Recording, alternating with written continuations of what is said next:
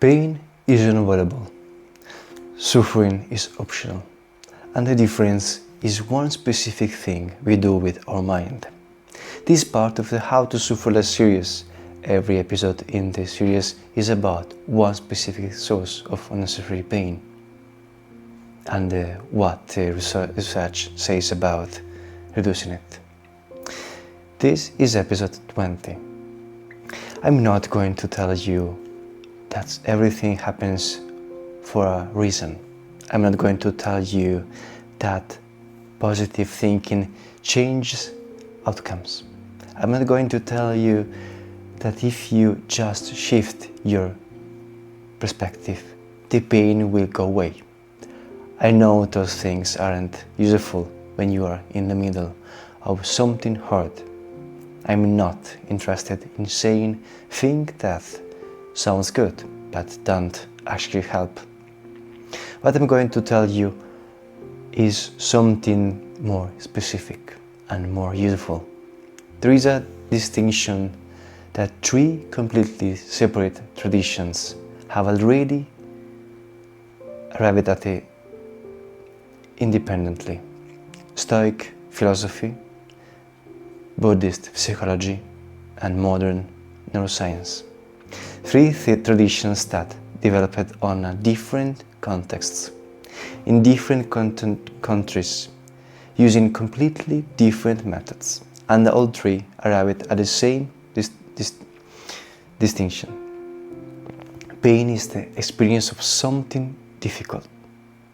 Suffering is what happens when we add resistance to the pain. Let me be specific about what that means. The pain says, this hurt, this hurt, this a loss. The suffering says something different. This should not be happening. This is unfair. This means something is permanently wrong. This will never end. This says something about me that can be recovered from. The pain is the event. The suffering is the argument with the event. And here is the thing that matters. The pain is real and it can't be avoided. The argument is optional. Marcus Aurelius, Emperor of Rome, Stoic philosopher, wrote in his private journals, "You have power over your mind, not outside events." He wasn't saying outside events do not matter. He wasn't saying they don't hurt. He was saying the argument without outside events. The ruining mental commentary around how wrong it is that this is happening is where most of this suffering actually lives. And the argument is optional. Not easy to stop, but optional. I also want to address something that usually comes up here. People hear the word acceptance, and they hear passivity, and they hear giving up, and they hear agreeing that what happened was good, okay. That is not what acceptance means in this context. Acceptance isn't agreeing that something is good. Acceptance is acknowledging that it is real. Those are completely different things. The first is surrender. The second is clarity. Fighting a reality doesn't change reality. We are nobodies, and we all do it anyway, because the mind generates the argument automatically. It's a form of protection, as a way of preserving the sense that the world should work differently than it does. But the argument doesn't change what happened. It adds exhaustion to the existing pain. It takes the energy that could be used on what comes next. And the spend on a debate, that an outcome that has already been decided. The neuroscience confirms this in a specific way. When we label an emotion, actually name it, activity in the amygdala decreases. The alarm system quits, not because the emotion is resolved, because the act of labeling shifts the process from the threat direction system to the part of the brain that can actually work with what is happening. I'm feeling grief, I'm feeling fear, I'm feeling anger, I'm feeling loneliness. Those are observations. They register what as true there without amplifying it. This should not be happening. This is unbearable. This will never end. Those are arguments.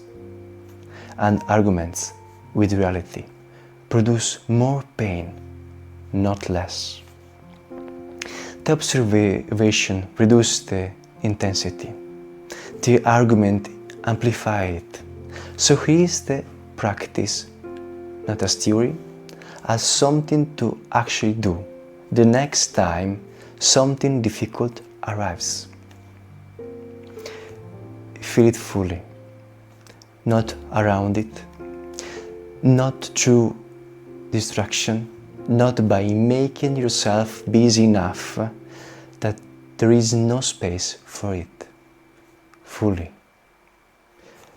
The things we avoid feeling don't go away. They go somewhere else, and where they go is into the body, into behavior, into patterns that appear in different contexts and seem unrelated to original thing, because enough time has passed. Feel it completely. It will not destroy you. It will pass through faster than it would if you fight it. The name it processly, not just bad, not just awful. What is actually emotion? Grief, fear, anger, shame, disappointment, loneliness. The more precise the name, the more brain can process rather than resist. Then remove the argument. Ask yourself the question, what part of what I'm feeling is the actual event? And what part is the story about the event? What would remain if you stopped arguing with the reality of it? The pain would remain. The suffering, most of it, would reduce significantly. Not because the pain is gone, because you stopped adding to it. The pain will not disappear. We aren't trying to make it disappear.